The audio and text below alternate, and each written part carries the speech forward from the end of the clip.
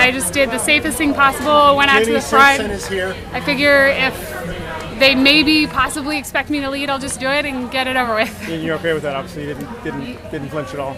Yeah, I felt really good. I didn't go in saying I'm absolutely going to go to the front and do this, but when it was, I don't know, it just felt right. It just felt right to go to the front and just say, I mean, I didn't have to run super fast, but just kept it at a comfortable pace. And it's nerve-wracking when you watch the first round or the first group and there's a fall, and you just think, that's the only way I can really screw this up is if I get myself in trouble. So With the lap to go, you didn't feel like you were taxed at all. You felt good. You were going to hold on to that. yeah, I felt really good. I was kind of trying to keep the sensors, up to say, okay, because in these rounds, if somebody comes to pass you, it's not one person, it's 5 people.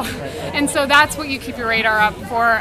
But I do remember looking up at the board multiple times throughout the race just to kind of check on the group. And a couple of times they had the field event going. And so, especially with 200 to go. So I wasn't totally sure, so I thought just be strong and tough and don't worry about the screen, where people are coming, just finish strong.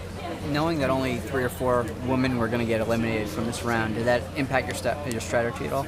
I think obviously you don't want to be one of the 2 people that don't make it, but I thought my mantra through this first round was you have to respect the process. Even though it would be easy for someone with one of the higher PRs to say, I'm not going to be one of the last 2.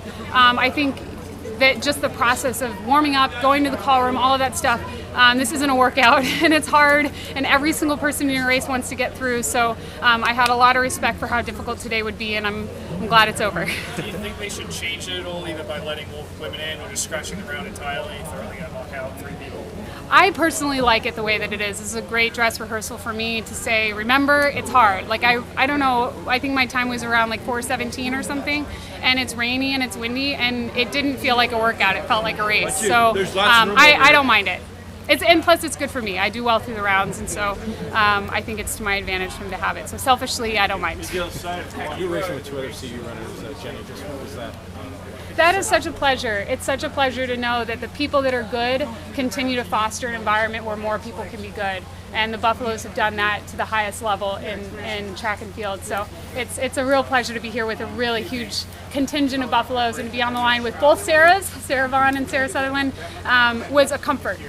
So A follow-up to that, yeah. With Emma competing later today, are you gonna watch the race? Yeah, she and I had a conversation earlier today that the best, everyone can support her by sitting in the stands and cheering for her, and I'm one of the few people in her life that can support her by trying to go home and make the team. So I won't be here to cheer her on in person, but I'll be home recovering and getting ready for tomorrow and trying to make the team so we can hopefully go to Rio together.